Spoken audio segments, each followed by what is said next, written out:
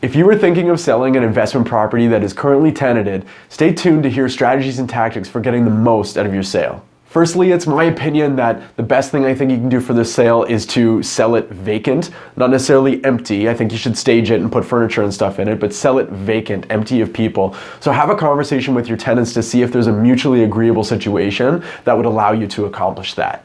But let's say they're not interested in moving until they have to, which would be when the buyer occupies the property for their own personal use. It's really important that the home is clean and spotless and empty during all the buyer showings, meaning your tenants are not home. So if you have a good relationship with your tenants, and if you've got great tenants in your property in the first place, hopefully the place is already clean and spotless all the time anyway, and express to them how important it is that they're not home during any of those showings. And again, if you have a great relationship with them and if they're good people, then you hope that they will be compliant.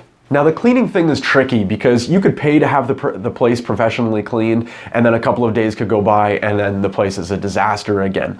But let's say that they indicate that they're not going to leave during the showings.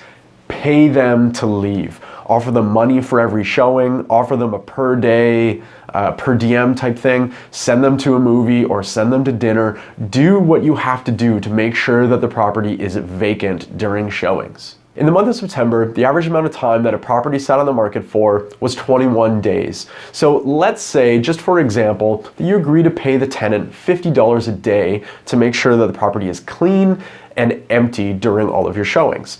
So over those 21 days, that would mean there would be a cost to you of about $1,050. Now, I am very confident in saying that you would easily recoup that $1,050 loss, and probably much more than that, if you could ensure that your property was clean and empty during every showing.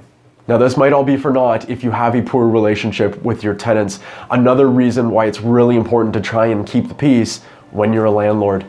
I'm Jamie Harnish, Toronto Real Estate Navigator with Bosley Real Estate. Thank you so much for watching, and I hope to see you next time. Take care.